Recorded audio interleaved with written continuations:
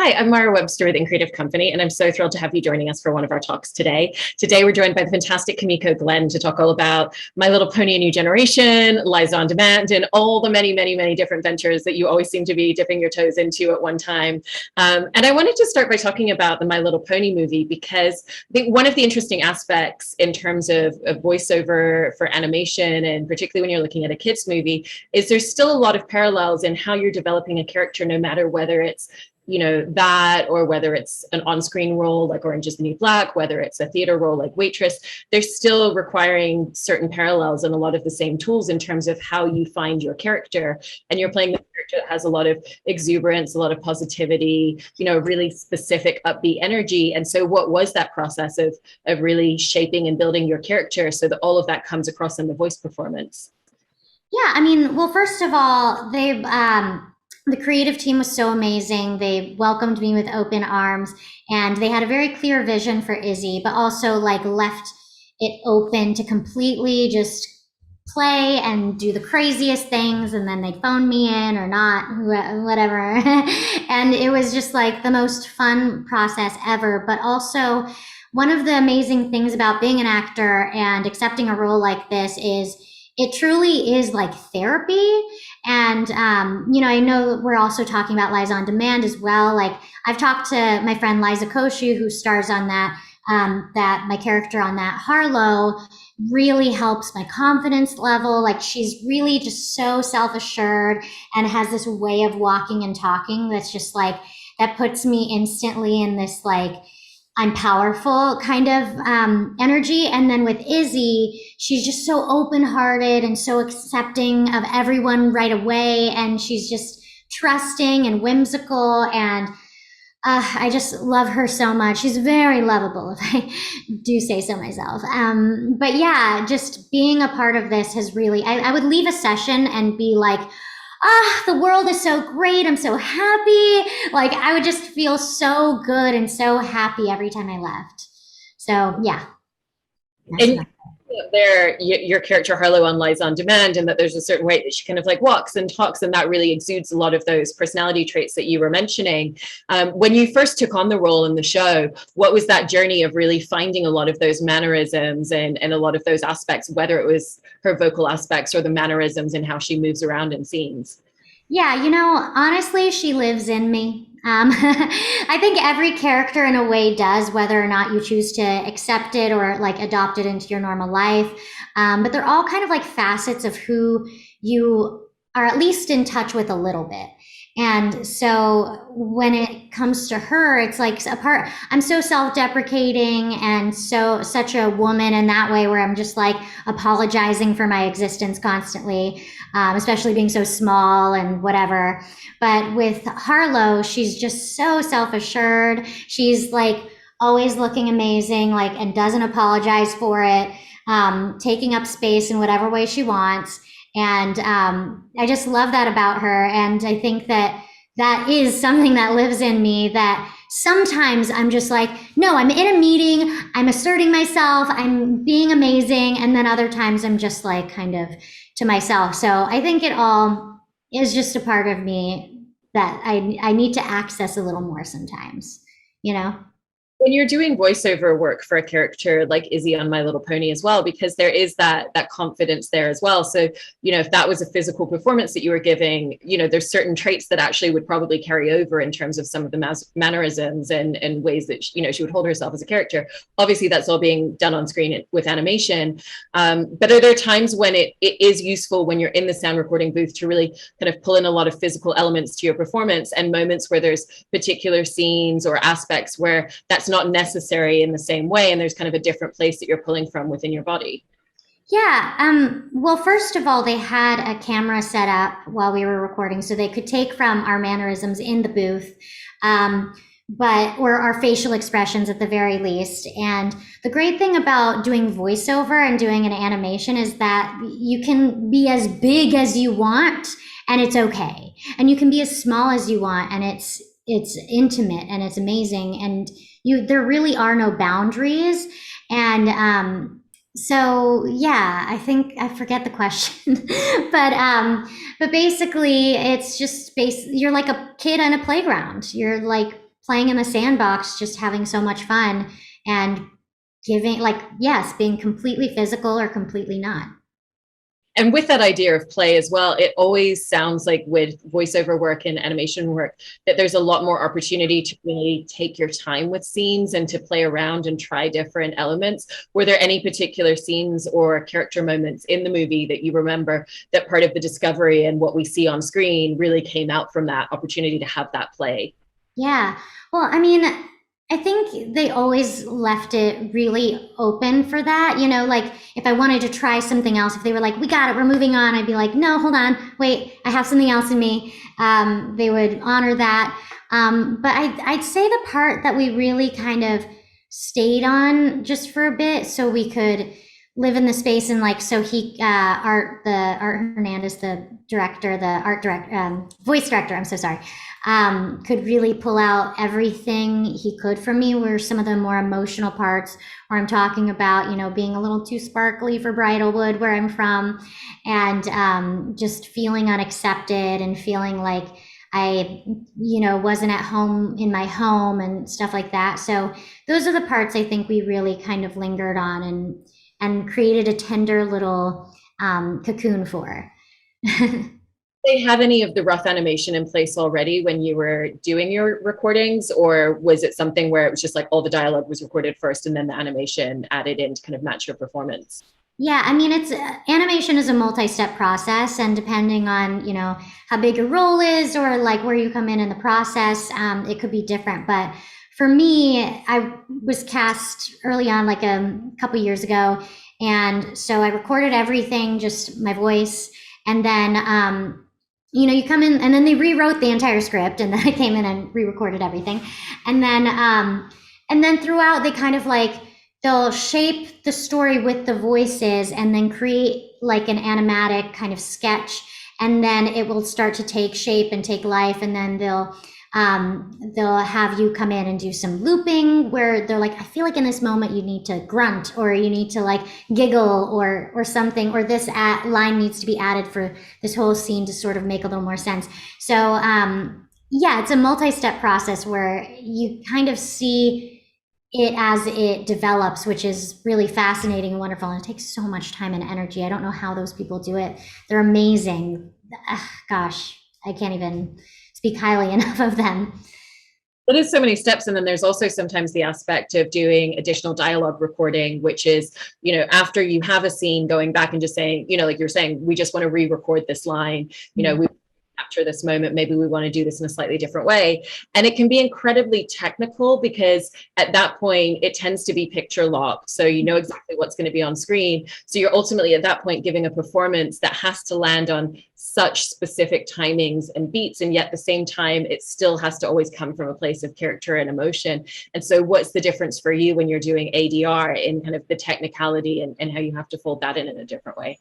Yeah, I mean, it's tricky. ADR is tricky. It's basically like you see the picture on screen and you're matching the lip flap, is what they call it. So they have a scratch vocal, which is usually like a producer or one of the writers or whatever doing a really funny performance of the whole thing. And then you have to match the timing. So it's hard sometimes to get the performance across while doing it. It's a true art of its own. But I mean, every step of it, I'm just fascinated with, and I just love. I think it's so great. One of the other voiceover roles that you started doing recently is on Baby Shark on the TV series.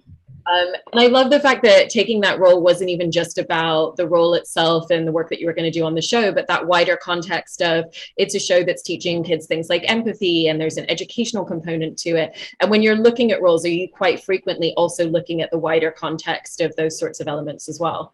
Yeah, I mean, of course, especially when it comes to children's programming like Baby Shark, it's so important. Like every time I get a script that teaches something or has some big concepts or, you know, lessons or morals, I always tell the writers, thank you so much. Like every time I read a script that moves me, which is like almost all of them, they're so good. Some are like, you know, a little more fun and a little more light, but some are like really tackling big concepts like I don't know if I'm allowed to say, but like, the coral reefs and like taking care of our coral and, fighting for what's right.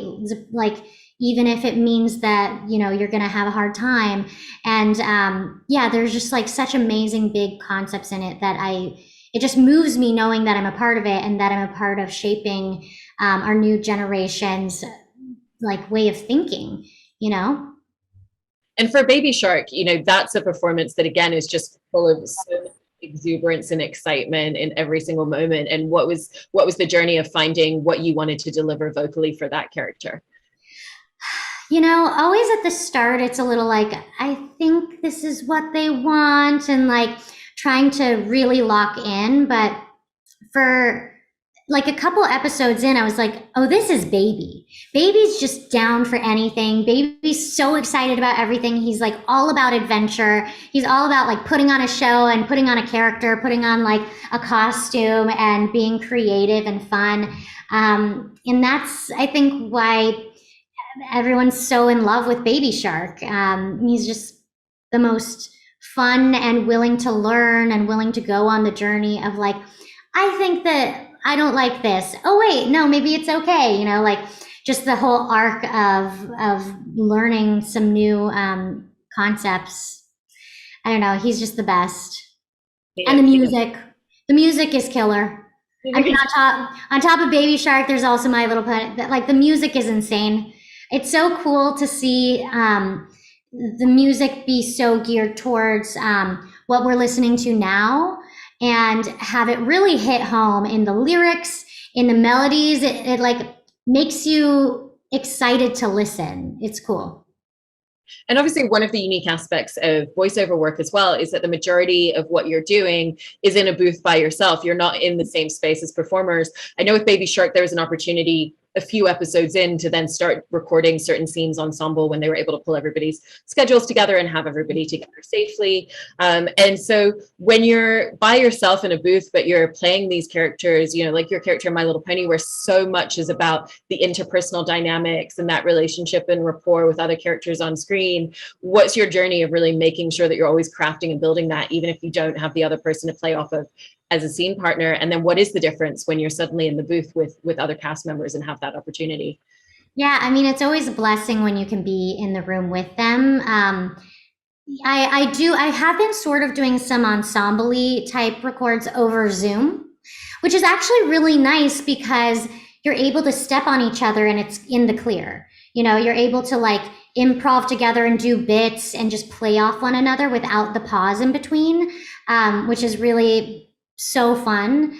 But when it comes to being isolated and not really having someone else to work off of, I just give it all over to the voice directors. They're amazing at what they do. Like I've worked with a lot of these people, like on several different jobs, and it always comes out amazing. I mean, it's so conversational. I don't know how they do it. I don't know how they have the foresight to know that these things are all going to work in one scene. It's very fascinating and impressive, honestly. Jumping back to Liza on Demand, it's so great. I mean, Liza has her hands on every single creative decision and every single corner of a frame within that show. And so what has been the difference in working on a project like that has a lot more intimacy in terms of the collaboration that you have with her as a creator, as a scene partner, and then also the fact that you've had that opportunity to work together for a few seasons at this point?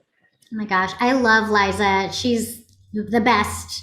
She's the best of the best. She has, such a kind heart. She's like, I could really speak for days about how wonderful of a human being she is. She's hilarious. Obviously, that's like, everyone knows that, but like she truly like is the best person to talk to if you're going through something. She has a real depth to her that people aren't as familiar with because she presents like this amazing, funny personality.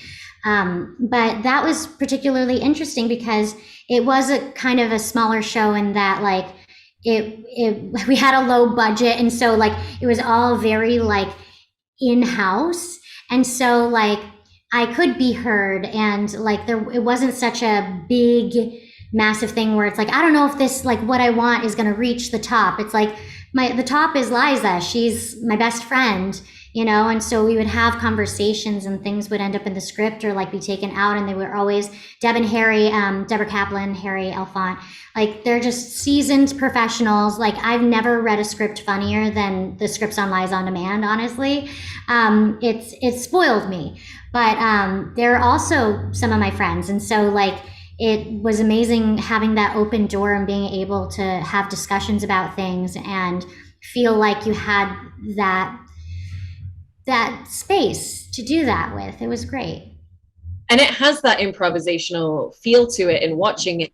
And like you said, it is very heavily and very specifically scripted, and the dialogue is very carefully curated. But there are kind of still always those small moments where there's a little bit of an ability to play around with a scene. And how does such a strong foundation with the scripts help you to find those spaces where you can maybe take something and just play around with like the delivery of a word or part of a sentence and different directions that you could take something?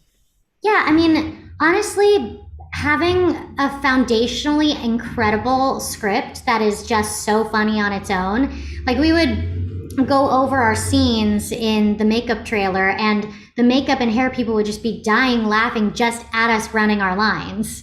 Like we weren't even acting or anything. And that's just such a blessing. And typically, because it's so fast paced, like any improv was left to like the beginning or the tag at the end. And so it gave us room to play just a little, but for the most part, we like had to lock in because it was so like editing speed, quick. You couldn't miss a beat type thing, which was like truly, it exercised a part of my brain that sometimes I don't. And it honestly made me funnier in life just because I was able to be so quick in that way. So I'm thankful for that job.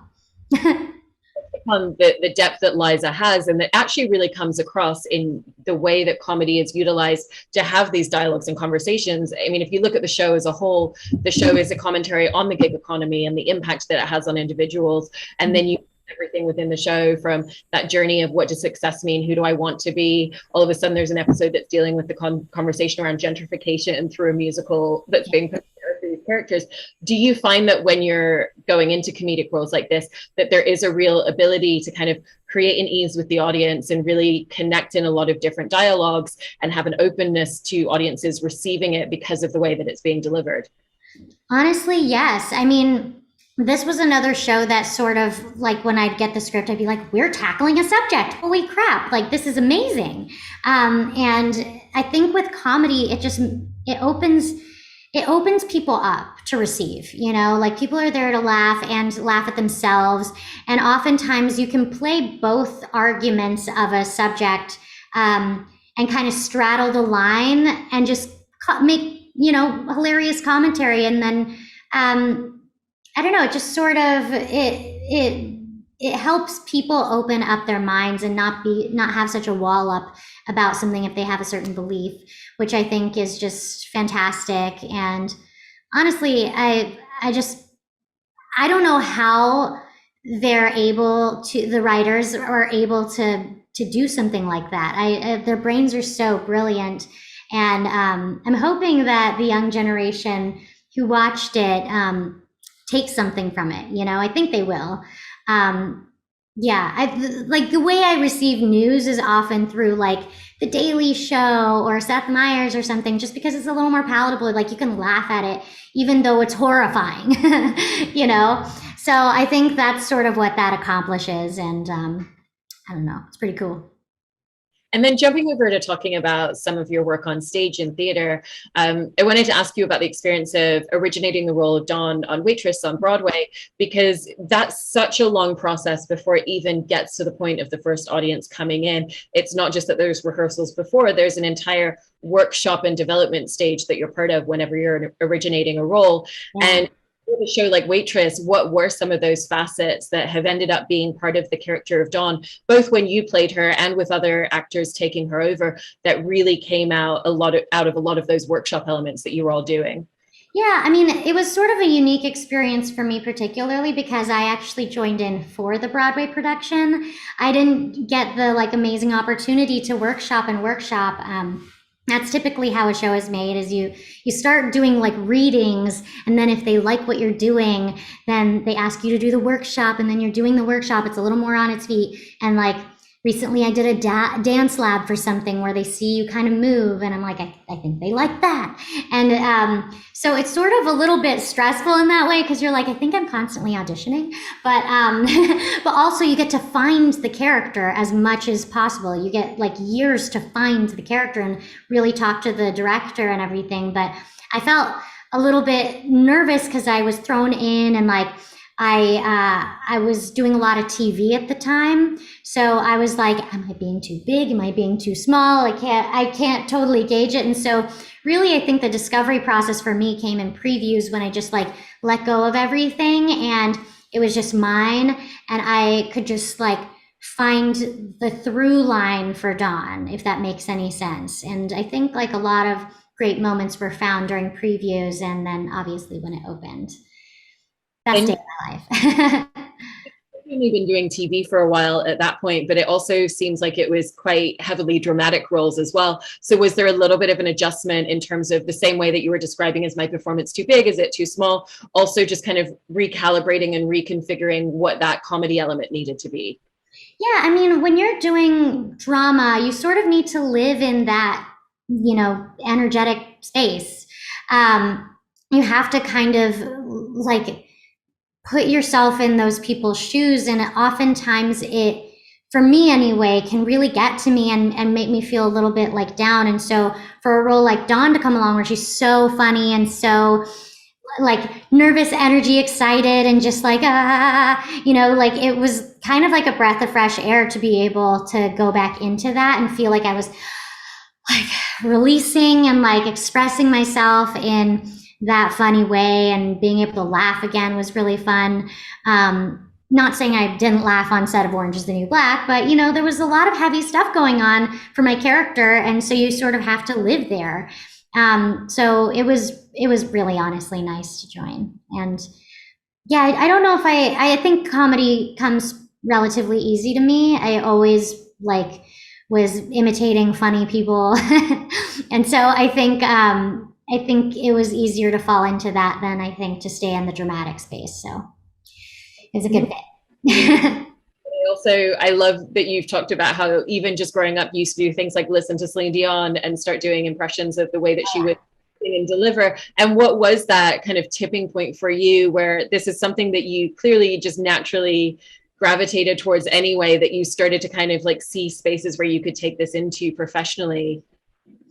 I didn't, when I was just kind of doing it as a kid, I never really had like an aha moment. I just like loved doing it. I just loved singing so much. I would sing as loud as possible.